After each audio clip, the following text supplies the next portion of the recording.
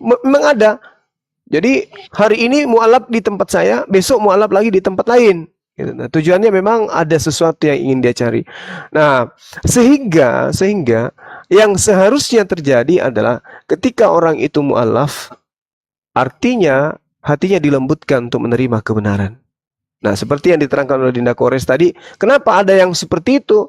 Kenapa ada yang menghujat dan seterusnya, padahal di situ masih ada istrinya, saudara-saudara yang masih beragama. Ya mungkin cakupannya adalah sakit hati atau ada dendam tersendiri atau apa yang menyebabkan itu terjadi. Oleh karena itu solusi yang terbaik adalah sahabat-sahabat kita yang mu'alaf ini agar menyibukkan dirinya untuk belajar Islam, memperdalam Islam. Nah, kalaupun ikut di dunia lintas agama debat seperti ini, jangan kemudian tampil sebagai narasumber kecuali membahas tentang kekristenan, dalam hal ini agama yang baru aja ditinggalkan. Tetapi kalau misalnya dia tampil seketika mengatasnamakan dirinya sebagai orang yang paham Quran, itu yang keliru, itu yang salah. Tapi kalau dia hanya meluruskan bahwa seperti ini adanya di dalam di ajaran Kristen, itu wajar karena dia dari sana, dia tahu. Cuman kelirunya kalau dia menghujat agamanya yang tadi, dia menghujat pada Tuhan yang disembah tadi, itu nggak boleh. Tapi kalau tampil sebagai orang yang menyampaikan bahwa sebenarnya gini loh, di dalam kitab Kristen itu kayak gini loh, dia wajar menyampaikan itu karena dia tahu, dia dari sana. Oleh karena itulah saudara saya, saudara Richard, kalau ada seorang mu'alaf yang kemudian menghujat agama sebelumnya, dalam hal ini sesembahan sebelumnya, itu memang Islam melarang. Makanya tadi saya bacakan ayatnya, itu tidak boleh. Tapi sejauh saya melihat, belum ada yang benar-benar menghabiskan waktunya untuk melanggar Quran. Wala tasubbul ladina yad'una min dunillah fayasubbullah adwan bighairil ilmi. Belum ada yang kemudian betul-betul memaki sesembahan dengan sesembahan agama lain, lalu kemudian mereka mengatakan bahwa itu adalah sesuatu yang benar secara absolut. Yang ada paparan-paparan seperti Yahya Waloni, Pak Yahya itu kan bukan menghujat Yesusnya, bukan menghujat sesembahannya, tetapi kalau saya tidak salah itu terkait dengan keadaan teman-teman Kristen. Seperti itu sementara ya dari saya, sekedar masukan. Ada telepon ini, silakan. Marahin Gurunda yang nelpon. Izin ikutan ya. Iya. Ya, thank you, Kores. Tadi dalilnya sudah. Bahkan gue sering tuh sebelum debat bilang, belum beriman orang Islam kalau belum mencintai Yesus dan maminya. Tentu saja dalam koridor Al-Quran dan As-Sunnah. Tetapi tetap saja itu nggak berarti mereka tahu banget itu ya. Kita ini terikat hukum. Ada jelas itu di Al-Quran dan dilarang oleh Nabi Muhammad SAW menghina sesembahan agama orang lain. Nah, yang saya lakukan adalah saya hajar, bahkan sampai saya hina mamanya, neneknya gitu loh, supaya berhenti. Pernah ada bilang, kok lu bawa-bawa mama gue? Begitulah sakit hatiku ketika kau menghina nabi kami gitu. Nah, kita bicara teknis. Kalau tadi bicara dalil ya, semua udah menyampaikan dalil teknis. Karena kebebasan di TikTok itu semua orang naik tuh, tanpa ilmu, tanpa strategi, berangkat. Kedua belah pihak nih, yang Kristen berangkat, yang Islam berangkat. Sehingga tidak ada yang bisa mengkontrol. Hostnya pun kadang nggak peduli gitu loh. Begitu dia merasa agamanya dihina, dia tampilkan orang-orang yang memang penghujat, ya. Tapi jujur deh, kalau di Islam itu nggak pernah memulai duluan nih di Komal Islam. Jadi kalau Richard mengikuti dari WA, Facebook, kemudian Zoom, semuanya terkontrol tuh, termasuk di StreamYard. Ya, kontrolnya keras. Tetapi di sini semua kebebasannya luar biasa, tidak ada kontrol. Kalau di Zoom, nah itu Kores tuh misalnya jadi narasumber, Richard jadi narasumber, sekaligus jadi co-hostnya. Ada anak buahnya yang bandel, tanggung jawab masing-masing. Di sini kan enggak, begitu terasa kepepet, panggil nih penghujat, ya kan, sengaja keroyok rame-rame kayak pasar. Jadi ini masalah teknis juga harus kita bicarakan. Terus mengenai yang mualaf ataupun yang murtadin pindah ke agama Kristen, itu suatu hal yang memang tidak bisa dihindari. Kita nggak bisa ngerem. Kita menganjurkan, menasehati iya. Tapi di sebalik itu kan nggak pernah bisa kita mengontrol 24 jam. Kalau di Zoom itu udah rutin. Dulu Zoom cuma beberapa orang yang pegang. Sekarang berapa ratus koma. Tiap pagi, siang, malam. Setiap orang bebas, terjun bebas, sebebas-bebasnya. Nah, jadi memang harusnya ini terjadi kontrol yang kuat kayak di Zoom gitu. Tapi faktanya tidak bisa. Di TikTok semuanya bisa bebas masuk. Yang ada adalah terjadinya pasar bebas. Saya kalau seumpamanya orang menghujat, saya juga naik. Kadang kan cuma datang dengar begitu ada penghujat, saya pasti naik. Tapi nggak pernah, insya Allah saya menghina Yesus, karena saya memuliakan Yesus juga maminya berdasarkan Al-Quran dan As-Sunnah. Itu suatu hal yang wajar. Orang yang dari Kristen menjadi mualaf, dia seolah-olah menyerang. Lihat medannya, Bung. Kalau dia di tetangga, kalau dia di keluarganya, pasti tidak dalam suasana tempur. Tapi kalau sudah masuk komal debat lintas agama, itu suasananya suasana tempur. Belum lagi kebebasan, tidak ada yang mengontrol. Saya rasa sisi teknis ini yang paling susah daripada sisi dalil. Dalilnya semua orang punya. Sisi teknis yang kita tidak punya. Pasar bebas, gulatnya itu gulat wrestling, tawuran, lempar-lemparan pasir, batu. Wah, udah nggak keru-keruan deh. Gitu, Kores, standby. Ya, tadi aku ditanya sama Brother King Richard. Katanya Bisa pelan gak sih? katanya ini kan apa namanya? Bisa gantian gimana? bentar ya, Jo. Bisa gantian bentar ya. Siap, Standby ya. turun. Iya, oke. Makasih. Gimana ini tanggapan Kores kepada murtadin yang menghujat Islam? Lah, tanggapan Kores mah memang itulah Kristen. Itulah Kristen itu memang harus apa ya? Harus masuk ke ranah agama orang lain gitu. Untuk apa? Menggenapi amanat agung. Jadikanlah semua bangsa muridku, kan gitu.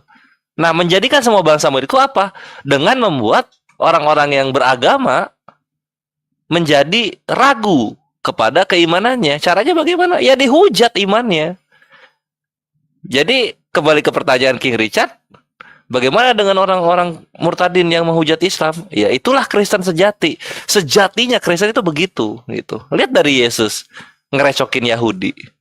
Lihat Paulus ngerecokin Yahudi dan Yunani. Yesus Yahudi dan Samaritan. Emang begitu dari sananya, gitu loh. Jadi ya wajar, itu wajar. Itu. Jadi kalau nggak menghujat bukan Kristen gitu maksudnya. Oknum satu. Oknum, Nggak ya. menghujat oknum. Kalau Kristen yang baik oknum. Sedikit ya. Kalau yang menghujat Kristen Aku gitu. sedikit. Ya, gitu banget. Aku sedikit ya. Aku mengutip di surah An-Nahl ya. Begini artinya, Bismillahirrahmanirrahim. Serulah manusia kepada jalan Tuhanmu dengan hikmah dan pengajaran yang baik, dan berdebatlah dengan mereka dengan cara yang baik. Sesungguhnya Tuhanmu, Dia yang lebih mengetahui siapa yang sesat dari jalannya, dan Dia yang lebih mengetahui siapa yang mendapat petunjuk. Artinya memang kami dianjurkan, ya diperintahkan untuk menyampaikan, serulah manusia kepada jalan Tuhanmu. Dan debatlah dengan cara yang baik. Nah, kalau kami itu mau berdiskusi, kami menyampaikan. Kalau kalian sopan, kami segan, ya. Nah itu. Tapi kadang teman-teman Kristen ya, namanya juga manusia ya. Kadang terpancing kita loh. Kadang terpancing kalau udah. Tapi memang ya nggak semuanya Kristen begitu. Ada yang masih cara debatnya bagus. Tapi memang dia ada memang dikhususkan untuk menghujat, sengaja untuk memancing kami. Ya itu ya. Jadi memang di dalam Islam kita disuruh serulah mereka ya, dan debatlah dengan cara yang baik. Itu aja. Silakan. Oke, assalamualaikum warahmatullahi wabarakatuh, Gurunda Zuma. dan Sensei Senpai semua yang di sini. Malam Pak King. Oke, dari tadi saya nyimak ya Pak King mengatakan bahwasannya ada Sebentar Pak seorang- Sidik, sebentar Pak Sidik izin. Pak Bever, Muslim apa Kristen Pak? Halo, monitor.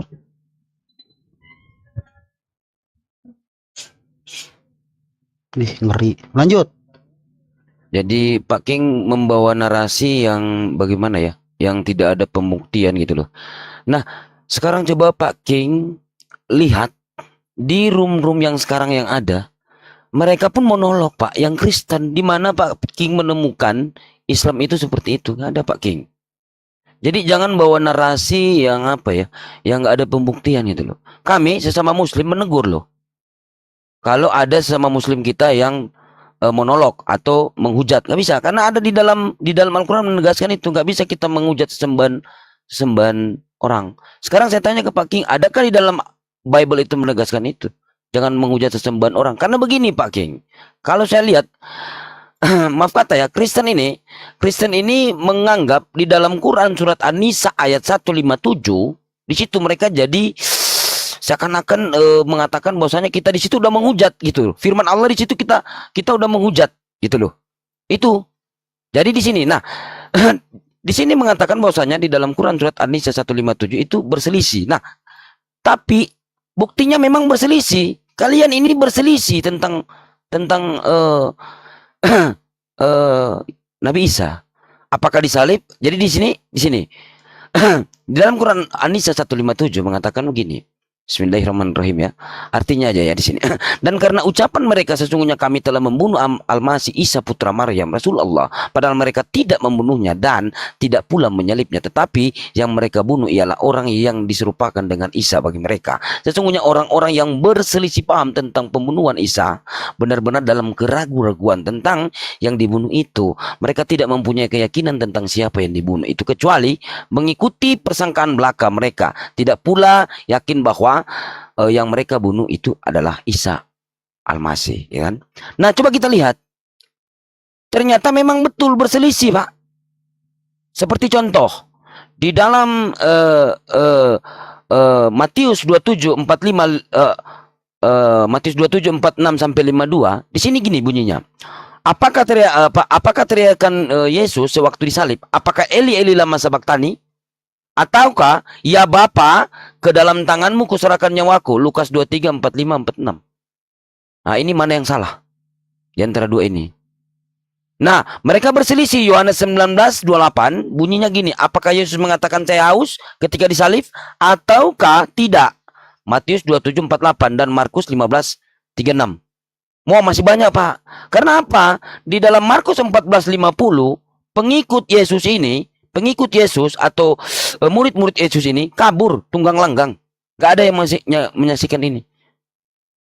Masih banyak lagi ini perselisihan ini.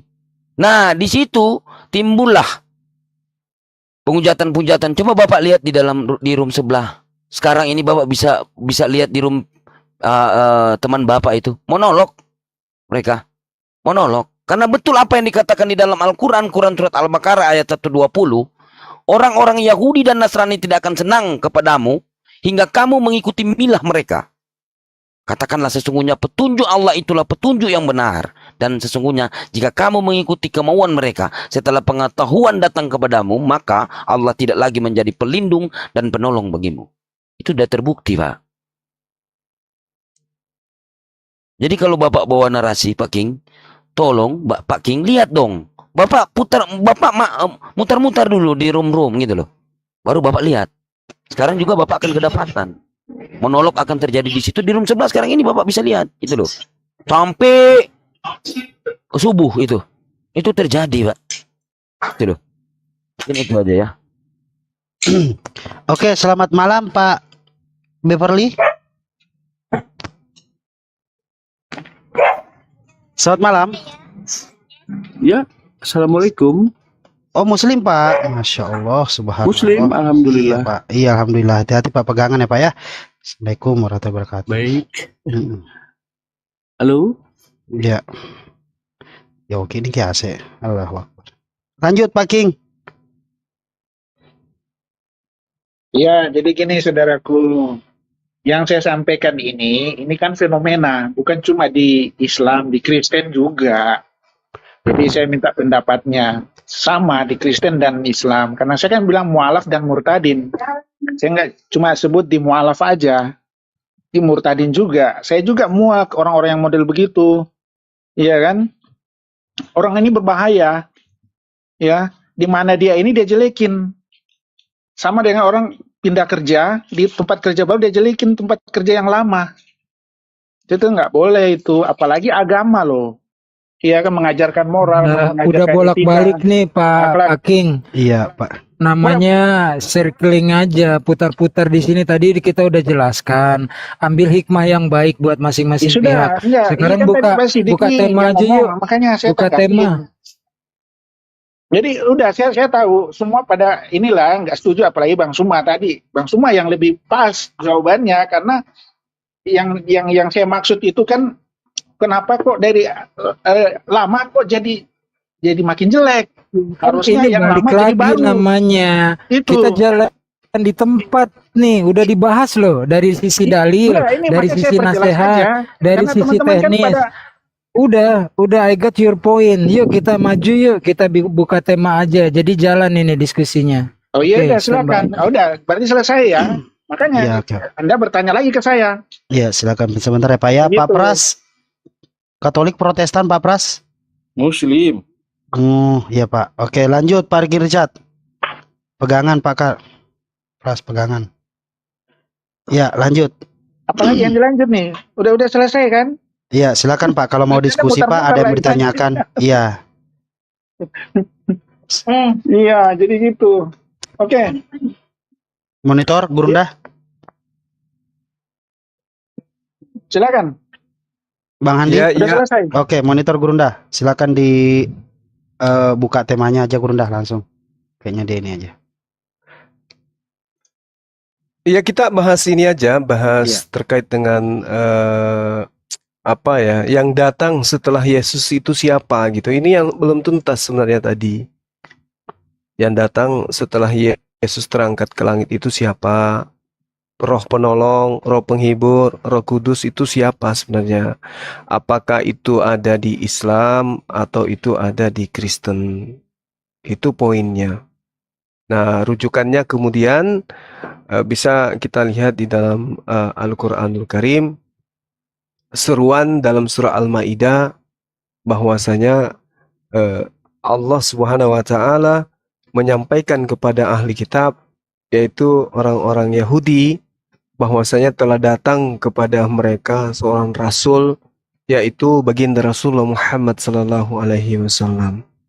Nah, artinya gini, kalau di Islam itu Allah Subhanahu wa taala bercerita dalam firman-Nya, menyampaikan pada firman-Nya melalui malaikat Jibril kepada baginda Rasulullah Muhammad sallallahu alaihi wasallam, bahwasanya peringatan ini datang kepada Bani Israel bahwa telah datang yang mereka tunggu-tunggu, yaitu seorang rasul bernama baginda Rasulullah Muhammad sallallahu alaihi wasallam.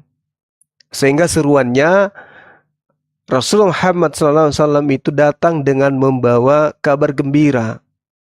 Rasulullah datang bawa kabar gembira. Yang kedua, beliau datang membawa peringatan kepada manusia. Wa ma arsalnaka illa kaffatan linnas basyira wa natsira walakinna aktsaran nasi la ya'lamun. Kami tidak mengutus engkau Nabi Muhammad melainkan kepada seluruh umat manusia sebagai pembawa berita gembira dan sebagai pemberi peringatan, tetapi kebanyakan manusia tidak mengetahui. Nah, sedangkan kalau di dalam kitabnya teman Kristen, Yohanes 14 nomor 16, Yesus meminta kepada Bapa, pada Tuhan, untuk supaya Tuhan mendatangkan seorang penolong atau seorang penghibur. Dalam Yohanes 16 nomor 7 sampai nomor 15, tipikal sang penghibur ini itu dijelaskan di situ. Nah, apakah kemudian penghibur ini datang ke Paulus, ke Lukas, ke Markus, kemudian ajaran-ajarannya kemudian menjadi cakupan di dalam beragama Kristen, atau justru roh penolong ini, penghibur ini datang kepada baginda Rasulullah Muhammad SAW sehingga menjabarkan isi apa yang Tuhan inginkan untuk terjadi atau diaplikasikan oleh hambanya umat manusia. Sekira gitu, sangat menarik sebenarnya untuk kita bahas ini. Silakan. Ya, sebelum mulai host, ini satu slot kosong. Kalau ada saudara-saudara Kristen mau naik, saya diturunkan nggak apa-apa, biar formasinya imbang. Kalau ada yang mau naik, saya diturunkan nggak apa-apa, host. Standby. Iya, siap. Silakan Pak Richard. Mati nih. Pak Richard, silakan Pak ditanggapi. Tanah ada kapang teh mana? Ya, silakan Halo, Pak. halo. Ya, silakan langsung ditanggapi Pak. Siapa Bang Suma tadi ya? Iya, betul. Sorry, saya nggak terlalu ini apa yang disampaikan Bang Suma. Soalnya saya lagi siap-siap untuk makan malam ini. Hai. Bisa gini. Bisa sebentar lagi. Coba teman Iya. Kristen yang naik dulu. Makan malam aja dulu biar. Iya, makan dulu Pak, Iya. biar Saya kuat Pak, sampaikan betul. dulu ya. Mm-mm. Saya dengarnya tadi samar-samar Turun di sih. sini aja, standby aja. Oke, ya. Ayo, Kristen yang mau naik, silakan. Kita dialog santai di atas.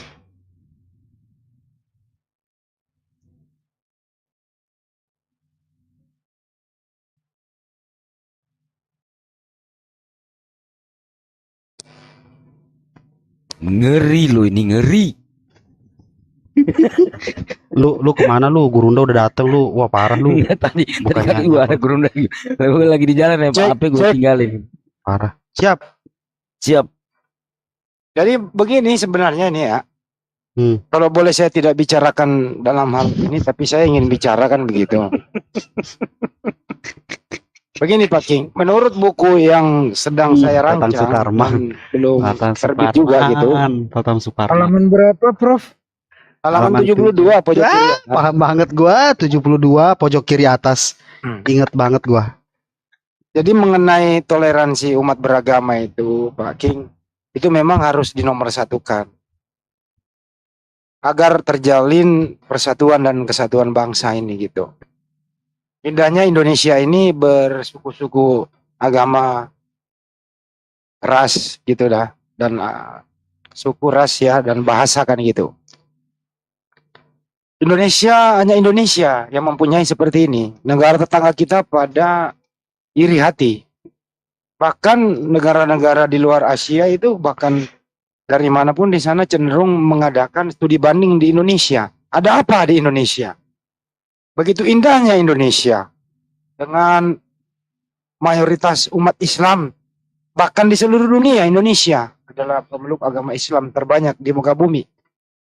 Padahal kalau dipikir-pikir turnya di Arab di sana. Kenapa di Indonesia banyak? Begitu Pak King, artinya apa? Islam adalah agama damai, agama damai. Rahmatan lil alamin gitu. Untuk itu kita ini diberi apresiasi kepada dunia luar bahwa Indonesia sebagai negara percontohan. Apa itu? Demokrasi tentunya. Yang paling utama adalah toleransi antar umat beragama. Di negara lain baik kita lihat di India. Bagaimana mereka secara agresif mengintimidasi yang non mayoritas. Bagaimana dengan Bangladesh? Bagaimana di luar sana? Alhamdulillah, Indonesia menjadi negara percontohan. Nah, di balik ini semua Pak King, kita lihat siapa yang agresif di sini.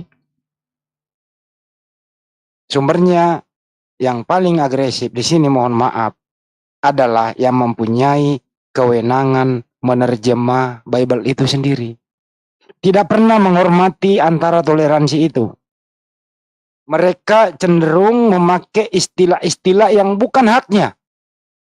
Nah, ini yang membuat sebenarnya sumber dari segala sumber diskusi ini. Saya pernah mendengar Bang Juma berkata begini, kalau seandainya terjemahan Kristen itu bisa mandiri, seperti sebagaimana kitab sucinya, Buddha, Hindu dan lain-lain, kita akan mengurangi. Bahkan kalau perlu nggak usah lagi diskusi lintas agama. Karena tidak ada lagi yang perlu diluruskan. Karena ya masing-masing orang bertanggung jawab. Tapi persoalannya adalah semakin lama, semakin tidak ada perubahan dalam terjemahan itu. Istilah-istilah Islam masih dipergunakan. Ini biangnya Pak King. Di sini sumbernya. Di sini yang perlu tiap hari, kalau perlu 24 jam, kami akan meluruskan. Kenapa? Karena di sana ada semacam misionaris di sana. Ingin mempengaruhi saudara-saudara kami yang belum tersentuh dakwah secara menyeluruh, bahkan dari tatanan kehidupan sosial mereka masuk di lini mana saja. Termasuk bagaimana caranya indomisasi, melalui plakat-plakat, brosur, himbauan, dan segala macam. Bahkan cenderung bermanuver. Bahkan mengimpor dari luar negeri, Pak King. Saya pernah melihat di Monas itu, bahkan orang bule datang untuk menginjili orang-orang seputaran situ. Alhamdulillah dicuekin. Tidak ada satupun yang bisa berinteraksi dengan itu. Jadi, ibarat kata sepak bola lah yang bisa mengimpor pemain asing. Ini misionaris mengimpor pemain asing loh. Bayangkan berapa bayarannya itu kira-kira.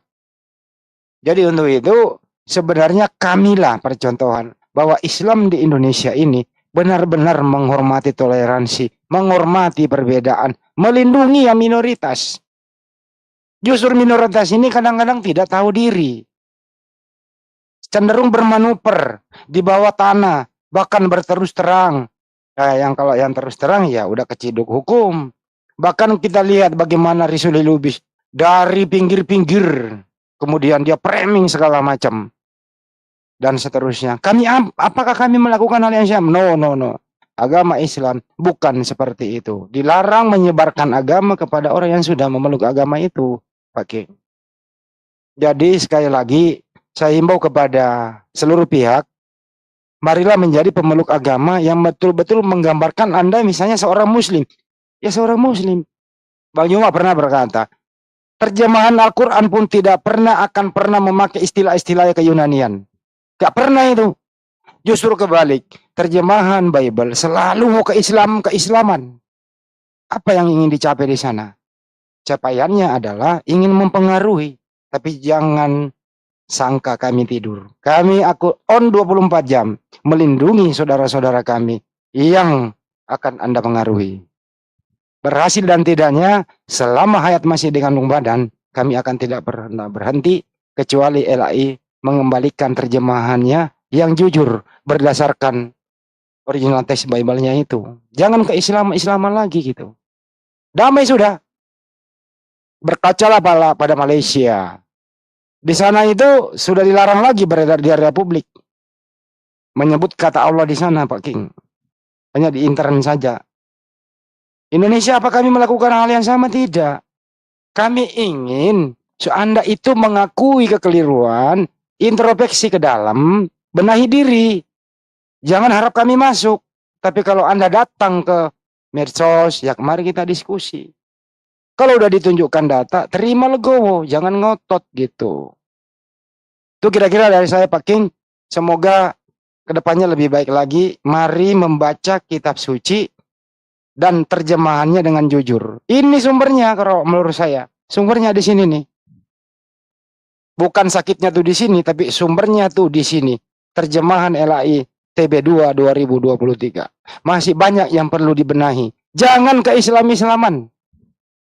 Karena Kristen itu tidak ada hubungannya dengan Islam. Tuhannya berbeda. Tapi sayangnya Tuhan atau sembahan kami Allah Subhanahu wa taala Anda pergunakan salah di sana. Ini yang harus kita luruskan. Sampai si Mikana buka. Allah itu adalah Yesus. Apa ini? Apa ini yang ingin dicapai di sana? Berhijab.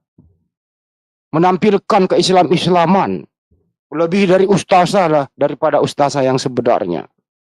Giliran dia keluar makan babi bareng-bareng, dia bopan semua. Giliran tampil di depan kamera, dia keislaman. Apa tujuannya? Nipu. Nipu itu. Giliran kita ajak diskusi, kita masuk, baru 5 menit dikit. Coba, kalau Anda di room muslim, Anda akan nyaman sepanjang Anda menjaga adab. Tapi di sana Bang Juma baru saja terjadi sesudah sholat maghrib tadi. Bayangkan, Bang Juma di framing segala macam. Topiknya sudah ada, karena tidak ada lagi data yang bisa ingin ditampilkan. Bagaimana cara menyatukan Bang Juma? Menyerang personal. Digiring ke sana kemari. Dipitnah. Ini jualan macam apa ini yang mau dibangun? Apa kami harus turun tangan? Lebih agresif lagi daripada Anda. Sayangnya kami tidak pernah diajarkan untuk agresif. Kecuali Anda menyerang, kami akan melawan. Karena kami memang diajarkan untuk cooling down, silent. Amar ma'ruf nahi mungkar bukan radikalisme. Amar ma'ruf nahi mungkar bukan agresif. Amar ma'ruf nahi mungkar bukan invasi. Tapi amar ma'ruf nahi mungkar adalah dakwah. Apa itu yang kita lakukan selama ini? Kalaupun sekiranya ada keseleo lidah, ada kira-kira dinamika diskusi, ya wajar, karena selesai diskusi ada kata mohon maaf atas segala hilap. Kita bersahabat lagi. Semoga kedepannya lebih baik lagi. Sekian dari saya. Buka buku saya yang belum terbit, halaman 72 pojok kiri atas. Thank you.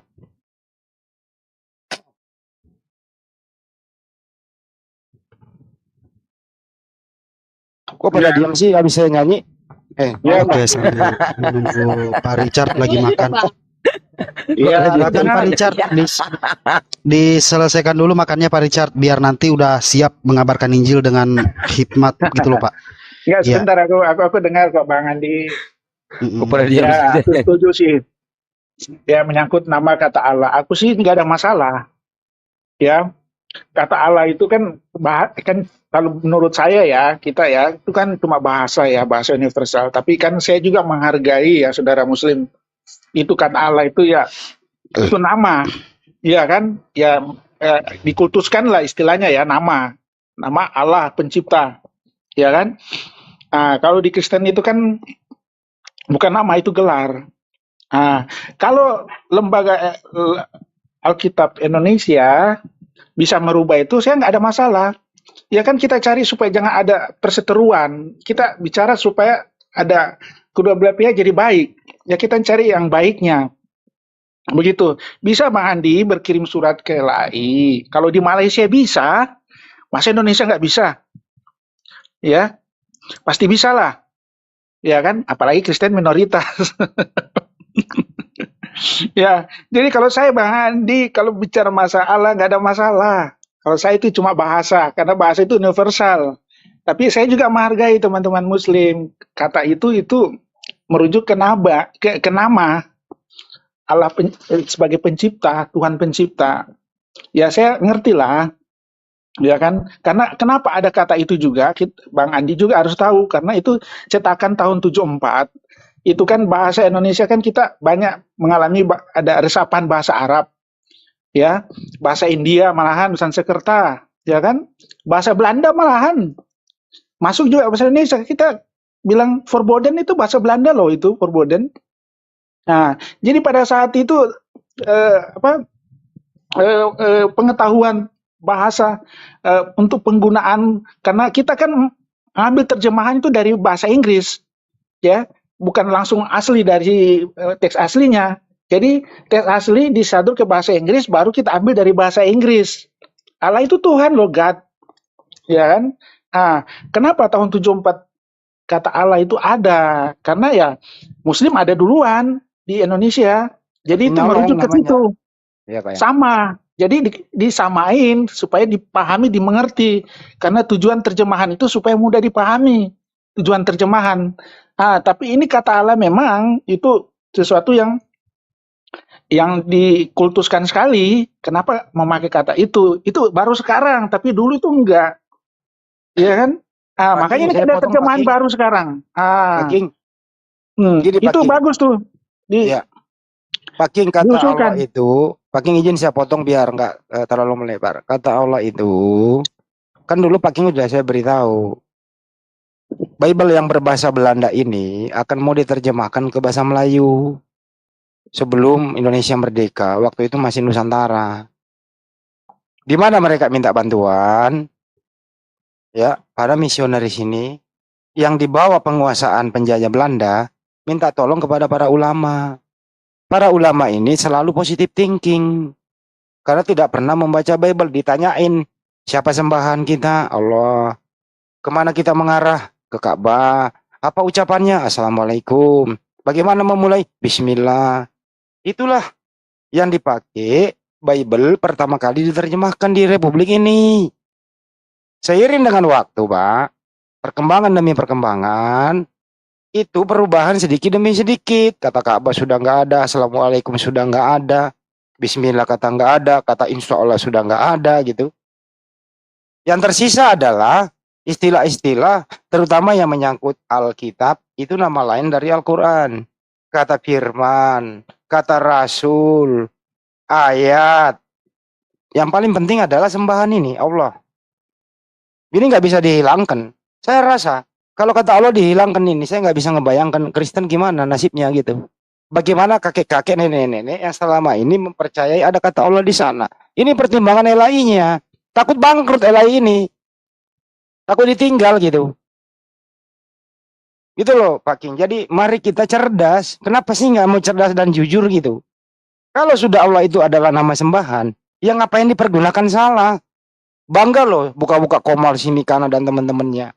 Celakanya pula lagi teman-teman muslim kok pada pada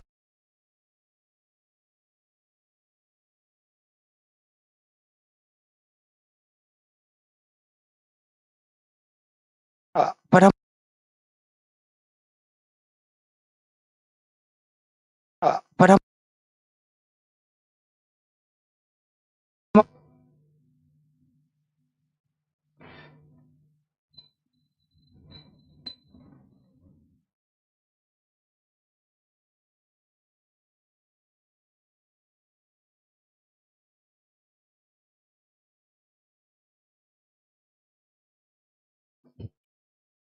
saya betul dulu yang baik. Ya, halo? Ya. Putus ya? Bentar Pak King. Oke, terputus tadi Pak King. Ngong. Kenapa nih? Lanjut. Ya, saya lanjutin dikit ya Pak King bahwa Ya, lanjutkan. kita Siap, lihat siap. apakah saudara-saudara saya muslim juga saya kritik ya. Apakah mereka ini ketipu dengan penampilan Mikana mempergunakan kata Allah adalah Yesus? Atau karena memang nggak tahu, atau memang teman-teman muslim sengaja untuk berjamaah bersama orang-orang yang keliru kayak gini gitu. Tampilannya sangat muslimah sekali, memakai hijab dan seterusnya begitu. Mohon saya ya himbau ya tolonglah nggak usah lah ditiru-tiru gaya-gaya kayak gitu. Saya juga mohon pendapat Pak King gitu. Bagaimana dengan room mengaku Kristen tapi berhijab? Allah adalah Yesus gitu. Menurut Anda Pak King, apa nggak ada cara lain gitu? Memang busana ya boleh sah-sah saja, tapi bukankah kita ini mempunyai ciri khas supaya ada perbedaan di sana gitu? Pendapat Pak King bagaimana? Menurut Anda, tampil di media sosial pada berhijab, tapi giliran rame-rame makan babi, pada open semua. Menurut Pak King bagaimana? Silakan.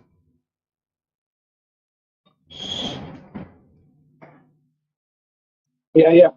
Iya, Bang Andis. Aku juga lihat kok Mikana. Gini, Mikana, dia memakai itu, aku juga bingung. Aku pikir juga orang muslim. kok ini postnya ternyata Kristen. Saya sempat nanya, kenapa kok begitu ya?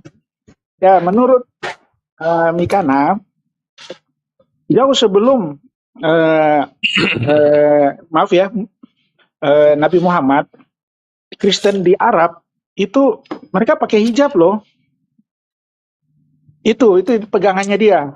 Jadi Kristen di Arab itu kebiasaan orang budaya di sana pada saat itu memang hijab karena daerah itu panas untuk menutupi kepala.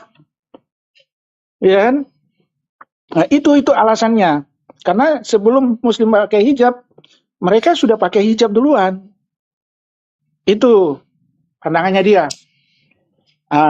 Tapi kan sekarang kan ciri khas hijab kan ya saudara kita muslim ya. Nanti orang kalau memakai seperti itu kan orang berpikiran aneh gitu. nggak apa-apa, nggak usah. Kalau saya sih nggak perlu. Ini aja, nggak usah kita bikin-bikin yang seperti begitu. Kalau saya, kita tampil apa adanya. Setuju. Kalau saya, Ya, nggak saya usah yang potong lagi, Pak model-model King, ya. begitu. Ya, jadi gini, kalau alasan Mikana itu Kristen Arab yang dia tiru, bagus Ya. juga sih menutupi aurat. Memang kan di dalam Bible Anda sendiri Bunda Maria itu menutupi aurat. Bagus dari segi estetika, dari segi busana begitu. Tapi persoalannya adalah kalau mengikuti Kristen Arab, konsisten dong. Keluar rumah juga pakai. Kristen Arab, Ortodok itu pakai. Baik yang dalam rumah kalau ada tamu pakai, keluar rumah apalagi. Mikana kagak. Keluar rumah ya tahu sendiri gitu. Itu satu. Kedua adalah Kristen Arab tidak pernah tidak ada statement Ortodok itu bahwa Allah itu adalah Yesus. Kagak ada itu. Di sana itu Allah itu adalah nama sembahan. Itu loh Pak King. Jadi sekali Anda berkaca, bersandarkan sama Kristen Arab, konsisten dong. Jangan setelah sampai di Indonesia Anda modifikasi sendiri, tapi menjual Kristen Arab. Nggak kena itu barangnya Pak. Sekali memakai istilah dari sana, memakai liturgi dari sana, ya pakai gitu loh. Kenapa begini? Ya tujuannya adalah cuma ingin tampil di kamera saja.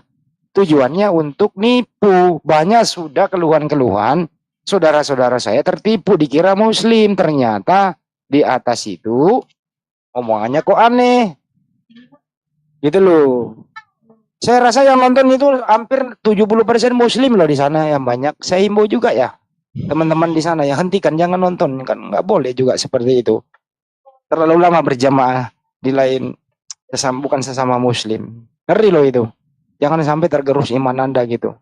Itu sih kira-kira saya himbauan kepada Pak King. Kalau ada waktu masuklah ke sana. Kalau alasannya adalah dari Kristen Arab, ya konsisten dong. Arab itu tidak pernah mengatakan Yesus itu adalah Allah. Yesus itu Yesua Amasya, utusan Tuhan. Anaknya Bunda Maria. Bukan Allah itu sendiri. Kalau konsisten sama Kristen Arab. Tapi Mikana mengatakan Yesus adalah Allah itu sendiri. Nah kata Allah inilah yang Anda salah gunakan. Ini yang harus kita luruskan terus. Gitu Pak Richard, monggo. Aku. Ya. Brother Richard, ngomongin busana, aku pengen tahu kalau cewek Kristen dia taat beribadah, mengikuti semua perintah Yesus dengan menggunakan baju belahan dada rendah sekali, itu masuk kerajaan sorga nggak?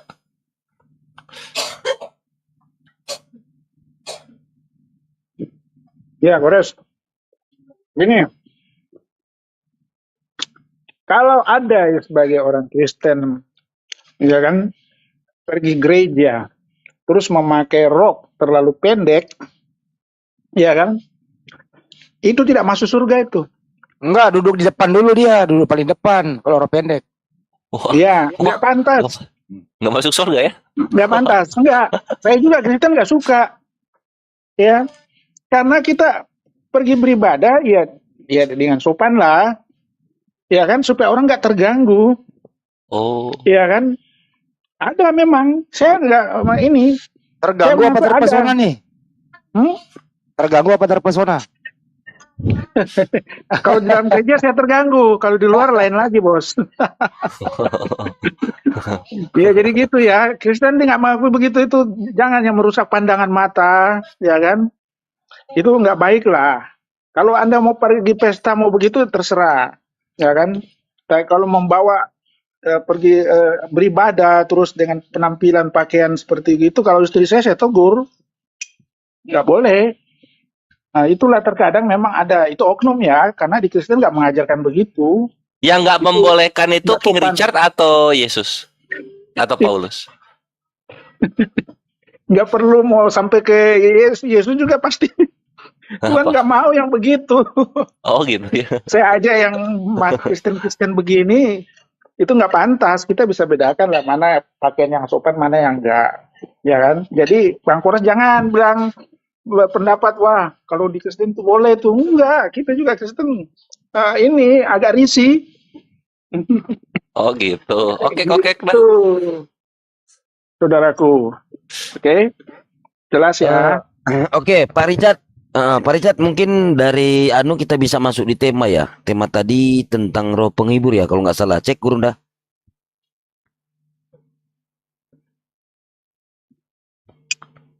Oh, mungkin jauh dari berangkat kali ya, Gurunda.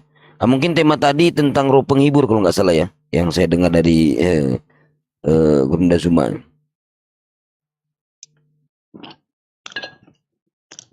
Ya gimana, Bang Sidik? Ayo Kore, coba cek Gurunda dulu. Gurunda. Jauh dari perangkat mungkin ya. Gak usah Gurunda lah, Bang Sidik aja lah. Apa yang harus Loh. Gurunda? Jangan dulu dong. Gak perlu harus Gurunda. Silakan. Oh, lagi makan Bang Gurunda, siap. Ya, berlanjut aja dulu yang tadi ya, sebelum masuk tema. Silakan Dokter Handi sama Ayu Hores.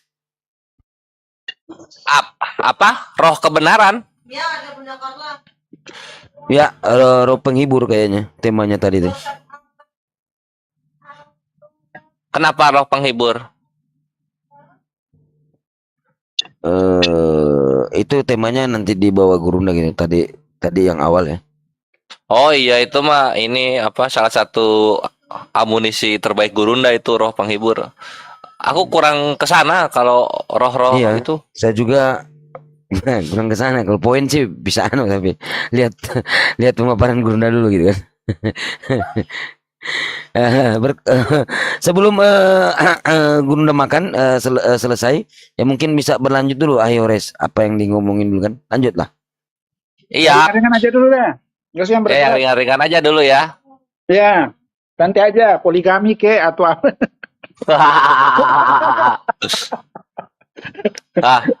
Aku pengen tahu gitu, karena udah dikasih topiknya poligami. Aku pengen tahu.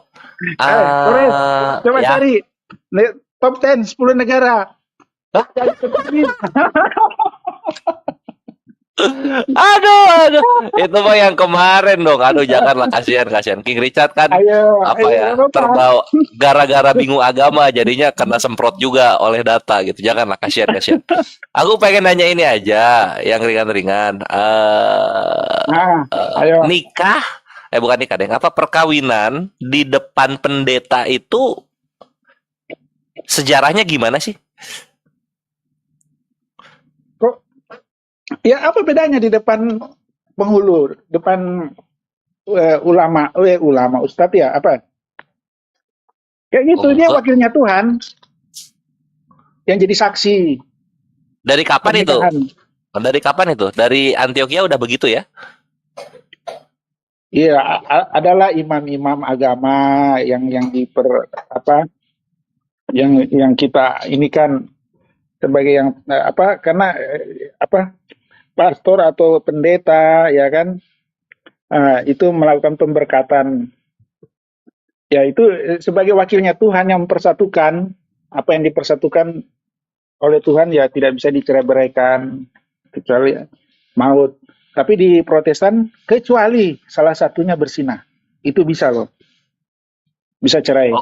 Iya, untuk bisa cerai atau enggaknya aku nggak kesana. Yang aku pengen tahu itu sejarah mulainya perkawinan itu di depan pendeta tuh dari kapan? Karena kalau kita rujuk misalnya pernikahan Ishak dan Ribkah, itu yang menikahkan itu bapaknya Ribkah. Terus siapa lagi? Misalnya Yusuf dan juga Asnat yang menikahkan itu bapaknya Asnat gitu. Jadi bapak dari perempuannya yang menikahkan itu. Nah ini yang menikahkan itu pendeta itu dari kapan mulai begitu gitu? Kalau dari kisah para apostolos kah? Dari zaman Paulus kah? Atau dari zaman bapak-bapak gereja kah gitu? Iya, bagus pertanyaannya Kores, tapi sorry ya, aku nggak tahu juga itu ya. Hehehehe. Sorry, aku nggak mau so tahu ya, aku nggak mau so tahu. Aku juga nggak tahu. Sekarang coba balikin, kalau di Muslim gimana coba, Kores? Nah, kalau kami memang semenjak zaman Nabi, tipe pernikahan yang dihalalkan itu ya yang posisinya bapak dari menantu wanita yang menikahkan. Itu gitu, harus begitu. Tanpa wali tidak ada pernikahan gitu dalam Islam.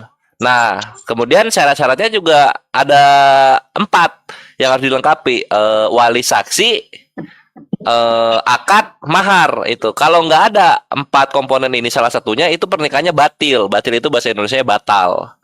Kayak gitu, harus diulang lagi pernikahannya, syarat-syaratnya gitu. Jadi sampai sekarang pun begitu gitu. Sehingga nggak ada kita menikah itu oleh ustadz, oleh ulama gitu. Karena harus bapak wanitanya gitu, nggak boleh orang lain. Apakah ustadz ini bapak wanitanya? Kalau bukan ya nggak bisa gitu. Siapa dia? Kayak gitu. Iya, iya. Kristen juga harus ada orang tuanya. Iya, ada saksi juga. Sama. Tapi kalau bertanya sejarah itu, wah, aku nggak tahu ya. Iya gitu, karena kalau kita lihat di Gitu. kitab-kitab perjanjian lama itu, perjanjian lama terutama ya, yang menikahkan itu selalu bapaknya gitu, bukan Imam Lewi. Iya, ada orang tua emang. Heeh, gitu. Jadi kalau bisa, Brother King Richard udah nikah belum? Belum 2 kali. Belum 2 kali. Nanti diulang lagi Iya. aja ya.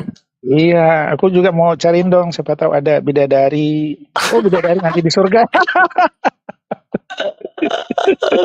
Aduh. Emang ini aku mau beneran nanya. itu pengen Kores. pengen dua emang Kores. beneran. Tunggu Iya, dulu, aku mau tanya. Wah, ini bener nih. Serius nih. ya. Betul nggak itu ada 72 bidadari itu? Iya, dalam hadisnya itu benar ada 72, cuma nggak semua muslim dapat gitu. Hanya orang-orang yang mati di dalam perang membela agama lah yang mendapatkan keutamaan 72 bidadari gitu. Oh gitu. Oh nggak semua. Nggak semua. Itu kan apa ya? Bidadari satu aja itu kan udah anugerah luar biasa. Ini apalagi 72.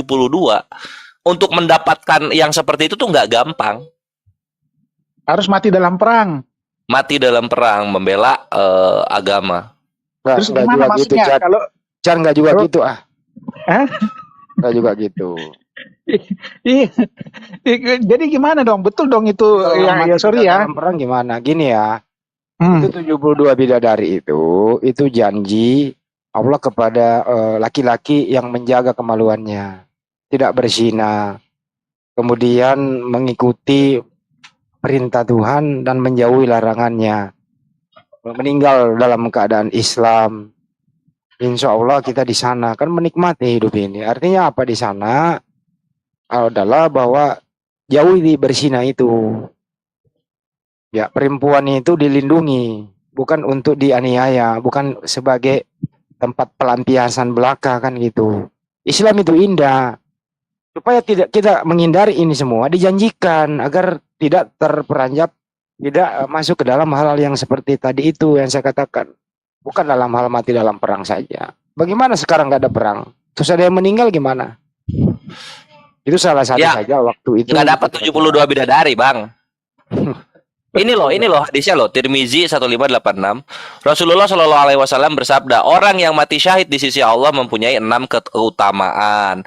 Pertama, dosanya akan diampuni sejak darahnya tertumpah di awal kali pertempuran. Tuh King Richard, diperlihatkan tempat duduknya di surga, dijaga dari siksa kubur, diberi keamanan dari ketakutan yang besar saat dibangkitkan dari kubur, diberi mahkota kemuliaan yang 1/4 darinya lebih baik dari dunia seisinya, dinikahkan dengan 72 bidadari, dan ini yang paling spesial yang ini, dan diberi hak untuk memberi syafaat kepada 70 keluarga orang dari keluarganya. Dari Abu Isa berkata, hadis ini derajatnya Hasan Sohih Gorib gitu. Hasan itu baik, Sohih itu di atasnya Hasan, Gorib itu menyendiri, jadi hanya ada di salah satu kitab hadits gitu.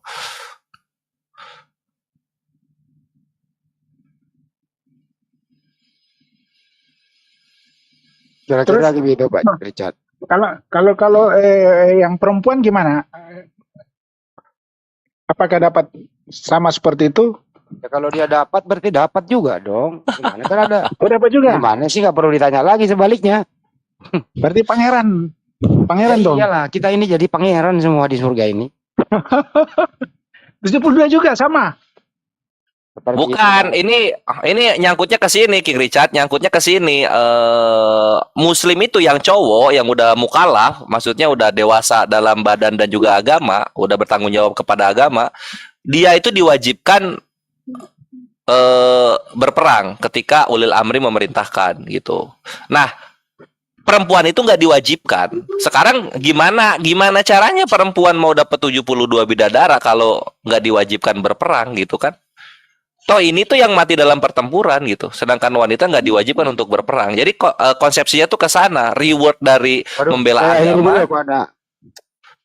Waduh, saya akhiri dulu ya. Ya, Lanjut, sorry.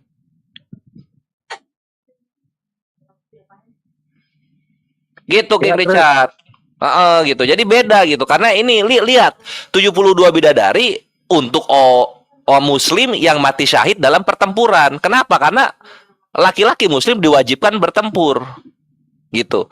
Nah, sedangkan yang cewek nggak diwajibkan. Jadi bukan ke sana, bukan ke 72 bidadari. Oh, jadi gini. Terus bagaimana ini yang teroris ini? Dia sengaja memang ya seperti berperang begitu ya, dia pergi membunuh itu. Supaya dapat Nah, bidadari, gitu ya. ini yang menarik King Richard. Otak berpikir teroris sama dengan otak berpikir Kristen ketika membaca satu kitab yang sama yaitu Al-Qur'an. Gitu. Mereka mengambil dalil-dalil yang perang tapi tidak mengambil dalil-dalil kapan perang dimulai, kapan perang berhenti. Gitu. Contoh misalnya, jarang sekali teroris dan juga orang Kristen itu membawakan Al-Hajj ayat 39. Nah, ini salah satu dalil favorit kalau kita udah ngomongin perang. Dan udah lama Kristen nggak bawa ini ya. Nah, di sini dikatakan begini. Karena udah ini topik udah lama banget, bubuk banget. Karena ketika ditanya balik mengenai konsep perang Kristen, teguk lutut mereka. Nah, di sini Al-Hajj ayat 39. Udina lilladina yukotaluna bilanahum. Diizinkan berperang kepada orang-orang yang diperangi. Nah, itu tuh. Orang-orang yang diperangi. Lu diperangi nggak? Nggak diperangi, ya lu belum boleh berperang. Tapi ketika lu diperangi, ya lu berperang berangkat. Itu, jadi lampu hijaunya tuh apa? Lampu hijaunya tuh ada gitu. Kalau misalnya belum ada lampu hijaunya, ya haram lu berperang gitu. Terus apa lagi? Bunuh diri. Nah, bunuh diri itu ini bahayanya di sini kalau bunuh diri. Kita misalnya buka hadits di ini Ikhwan ya, Ikhwan ini aku baru apa namanya? Akun baru, yang lain masih pada mati belum bangkit. Tunggulah bangkitnya di menit ketiga hari Jumat. 4 tumbang. Nah, misalnya kita buka di sini ya. Habis lu sih kemarin tuh bikin begitu, makanya kan. Ya nggak apa-apa, Kores kan banyak gitu. Gua kan omnipresent ini, omnipresent, Bre. Tunggu. Ini gua buka hadis Bukhari 5640. Bukhari nomor 5640. Nah, di sini dikatakan begini. Nabi Shallallahu Alaihi Wasallam beliau bersabda, barang siapa bersumpah dengan selain agama Islam secara dusta, maka dia seperti apa yang dia katakan. Barang siapa bunuh diri dengan sesuatu di dunia, maka dia akan disiksa di neraka jahanam dengan sesuatu yang ia pergunakan untuk bunuh diri. Barang siapa melaknat seorang muslim, maka ia seperti membunuhnya. Dan barang siapa menuduh orang muslim dengan kekafiran, maka ia seperti membunuhnya. Tuh. Itu. Jadi dari apa namanya? Dari konsep perangnya aja salah, dari konsep jihadnya aja udah salah gitu. Masa jihad bunuh diri, kan nggak gitu konsepnya. Ada lagi my brethren? Terus tadi lu bilang konsep pemikiran Kristen sama dengan teroris, maksudnya gimana? Aku nggak ngerti. Iya. Jadi gini, misalnya teroris tuh suka bawa ini loh. Misalnya ayat bunuhlah. Ini ya, misalnya kita buka di sini. Nah, misalnya di bawah Al-Baqarah nih, Al-Baqarah ya, kita buka Al-Baqarah 180, 200. Itu dari 189 kalau nggak salah ya.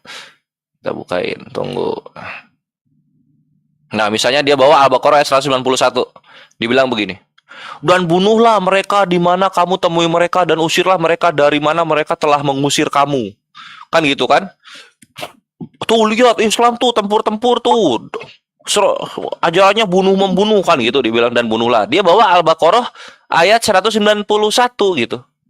Itu teroris. Dan ternyata kekristenan pun sama gitu. Pakai dalil Islam itu agama berperang, agama membunuh, dari Al-Baqarah 191 tok. Sama jadi tuh. Kristen sama Islam tuh sama tuh. Aku Cocok. enggak sih. Oh enggak, King Richard. Ya oknum, King Richard oknum. Iya, ya gini. Itu ayat itu nggak berdiri sendiri kan? Pasti ada ayat sebelumnya. Maksudnya nggak seperti Pinter. itu. Pinter, Iya kan? iya. Nah, Iya, kita itu lihat kan ayat kalau kita jangan mau ambil comot-comot Nah, gitu. nah, terus kita bawa tuh 190-nya yang nanti bunyinya maknanya itu sama dengan Al-Hajj ayat 39. Dan perangilah di jalan Allah orang-orang yang memerangi kamu, tetapi jangan melampaui batas. Sesungguhnya Allah tidak menyukai orang-orang yang melampaui batas. Ininya nggak dibawa. Nah, itu Belum. makanya. Nanti ada lagi yang 192, lihat di sini. Tetapi jika mereka berhenti, maka sungguh Allah Maha Pengampun dan Maha Penyayang. Jadi kalau kufarnya udah ngomong minta maaf, udah ngomong kita yang bersalah, udah ngomong kita tidak mau lagi berperang, udah berhenti ya udah. Allah Maha Pengampun, Maha Penyayang, udah stop di situ. Jadi kita tuh Iya. ada stopnya. Kapan? Ketika mereka berhenti. Kita ada mulainya. Kapan? Ketika mereka memulai. Itulah kenapa Islam itu agama reaktif gitu. Iya, benar kan? Jadi Tuhan itu kasih, di Kristen juga Tuhan pengampun. Oke, kita sapa dulu tamu yang baru masuk. Selamat malam, Ria Kitty. Malam kakak. Kristen apa Katolik? Muslim kakak. Muslim. Islam Oh, apa Kristen, Mbak? Muslimah. Muslimah. Oke, kalau gitu lanjut, Bang Richard. Mbak Ria, Apalagi? pegangan ya. Apalagi yang mau ditanya? Ya, apa? Ini. Kayaknya kita pernah cerita ya, bahas masalah poligami ya. Masa mau itu lagi? Nggak apa-apa, ditanya aja. Kalau misalnya masih belum puas, tanya lagi aja. Sampai puas. Iya, aku tanya nih, itu kan banyak itu yang poligami nggak kasih tahu istri. Itu apakah sah itu? Kan poligami itu kan setidaknya harus adil ya, istilahnya jangan ada sembunyi-sembunyi. Kenapa banyak yang sembunyi-sembunyi? Ya sudahlah, daripada kita zina, sudahlah kita nikah aja. Kan banyak tuh gitu di kota-kota besar tuh, Jakarta. Namanya jadi simpanan. Jadi dikawini juga poligami. Tapi apakah Tuhan setuju yang begitu? Gimana? Jadi perkara Allah setuju tidak setuju itu dilihat dari firman-Nya Allah gitu. Nah, selama tidak melebihi 5 ya Allah meridhoi gitu. Karena apa? Niatannya untuk menjauhi dosa besar. Salah satu dosa besar apa itu? Yaitu zina gitu. Jadi poligami itu membuat kita terbatas dari perzinahan dan juga membuat kita bertanggung jawab terhadap wanita yang kita ingini. Itu yang pertama. Terus yang kedua, sifat poligami Islam itu adalah membatasi dari hukum poligami orang-orang terdahulu yang tidak terbatas gitu. Assalamualaikum warahmatullahi wabarakatuh. Waalaikumsalam warahmatullahi taala wabarakatuh. Assalamualaikum warahmatullahi wabarakatuh. Sepertinya Bang Gurunda juga udah selesai makan. Tuan X, apa yang mau disampaikan? Iya ya, silakan. Izin tadi sebelum lanjut diskusinya. Saya ada pesan dari akun Go With Me. Kenapa? Dia mau mualaf. Rumah sama Bang Andi Selebes untuk hadir ke sana katanya tadi. Seperti dia mau mualaf. GW. PPJ. Hah? PPJ. Iya, ada sih bahas PPJ. Aduh, nggak usah lah. Buat apa? PPJ. Kenapa Nggak dikasih usah, Bang. panggung? Ngapain dikasih panggung? Udah nggak usah Bang, udah. Gak usah lanjut. Gurunda, silakan. Kalau mau lanjut yang tadi narasinya? Ya, saya cuma menyampaikan pesan aja Iya, gitu iya. aja, saudara. Iya, Bang. Saya turun Siap, dulu ya. Oke. Assalamualaikum warahmatullahi Siap. wabarakatuh. Waalaikumsalam warahmatullahi wabarakatuh. Waalaikumsalam warahmatullahi Abangku. wabarakatuh. Disampaikan aja gitu. PPJ itu apa ya? Wijen. Biji wijen. Kores, saya Yes, mau yes. nyambung tadi kayak Ayores. Tadi kan dia udah bertanya tentang bidadari di surga. Nah, sekarang coba saya mau tanya ya Pak Richard. Pak Richard, ini kan kalau Kristen kalau matinya jadi malaikat ya. Tapi di dalam di surga Pak, itu Wahyu 12 nomor 7 itu masih ada perang. Jadi kalian ini kan Pak masih melawan anu kan? Jadi yang malaikat-malaikat itu kan apa namanya Kristen ini kan mati jadi malaikat. Jadi masih melawan naga itu kan, Pak Richard kan? Gitu. Gimana itu Pak Richard? Kan mati kalian ini jadi malaikat nih. Gimana itu Pak? Di Wahyu 12 nomor 7 itu kan masih ada perang itu di surga. Jadi kayak apa ya? Ya masih ada perang lah. Kayak kamu dikatakan ngeri loh ini, ngeri gitu loh. Silakan Pak Richard. Gini, Bang Sidik ya. Di surga itu sesuatu yang tidak ada di pikiran kita, ya kan? Ada di sana. Sesuatu yang indah, yang tidak kita bisa jangkau dengan pikiran kita, ada di sana di surga, ada ayatnya itu. Dan kita di sana tidak kawin, tapi kita hidup bahagia seperti malaikat. Bukan kita jadi seperti malaikat, bahagia seperti malaikat. Jadi kita seperti malaikat, bukan berubah. Pak, coba saya lihat. Ada, tunggu ya aku Coba cari lihat. ya. Ada. Jadi Karena di sini setahu saya ya kalian ini jadi malaikat gitu loh. Nah. bukan jadi malaikat, seperti malaikat.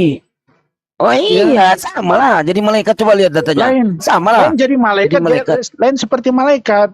Bang Coba kita lihat ya Wahyu 12 nomor 7. Maka timbullah peperangan di surga. Mikael dan malaikat-malaikatnya berperang melawan naga itu. Dan naga Ayat itu berapa? dibantu. Wahyu 12 nomor 7. Jadi gini. Dan naga Wahyu itu 12.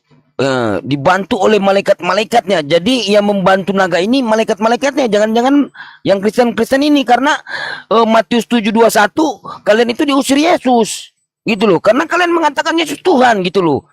Jadi saya lihat kayak di sini kalian ini yang bantu naga ini kayaknya. Yang memanggil Yesus itu Tuhan. Gitu loh Pak. Ngeri. Wahyu berapa? Coba Bang Sidik. Wahyu 12 nomor 7 Pak. Wahyu 12. Wah, ini ya.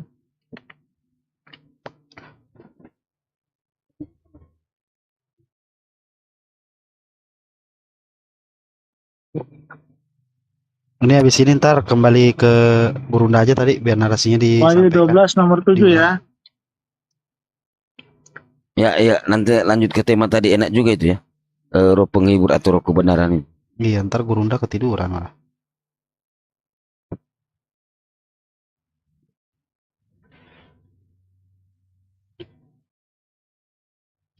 Oi, sepi. Bang Billy. Salam. Bang Billy, oh ada Bang Billy. Iya. Ya, Maka timbullah. Bang Billy, poligami di Yahudi berapa batasnya? 18. Cakep. Tuh, King Richard. 18 ya. Emang ada poligami di Yahudi. Ya, komentarasi. Tunggu dulu nih, malaikat timbullah peperangan surga di Mikael dan malaikat-malaikatnya berperang melawan naga itu dan naga itu dibantu oleh malaikat-malaikatnya. Tetapi mereka tidak dapat bertahan, mereka tidak mendapat tempat lagi di surga. Gini, ini cerita ini kejatuhan iblis ini iblis, bukan kondisi surga nanti yang akan pada saat kita mati nanti. Ini bercerita ini naga ini kan dengan iblis ini. Naga diasosiasikan seperti iblis. Nah, dia itu iblis ini berperang, malaikat berperang melawan iblis. Iya, Malaikat enggak berkesudahan Mikael, itu Pak. Enggak coba Bapak baca sampai di 12:9 enggak berkesudahan. Mereka akan naik lagi tuh. Itu dan naga besar itu Yang Silakan, menciptakan iblis siapa, Pak? Dia mencipta saya sih tahu ya. Begini, iblis itu malaikat loh tadinya. Hanya karena dia merasa Akan iblis ya Pak. iya Tuhan lah. Iblis tidak ada yang bisa menciptakan malaikat, yang ciptakan malaikat Tuhan. Yang menciptakan iblis juga Tuhan. Kalau menurut Datanya Pak, datanya. Billy, Datanya dong. Kok bisa ada peperangan antara kerajaan Allah dan kerajaan iblis? Gimana itu? begini, ini asal muasalnya iblis ya. Itu sebenarnya malaikat loh. Dia malaikat di atas. Tapi karena dia sombong ya, dia merasa ingin menyamai Tuhan, ya kan? Akhirnya Tuhan mengusir dia dari surga, Ya. jatuh ke Terus kok dunia. bisa memerangi kerajaan Tuhan? Mesti nggak mungkin lah, Tuhan kan nggak ada lawannya. Malaikat-malaikatnya bukan melawan Tuhan. Ini kan malaikatnya jelas ini. Malaikat Mikael itu kan sesama malaikat tadinya. Tapi karena mereka si iblis ini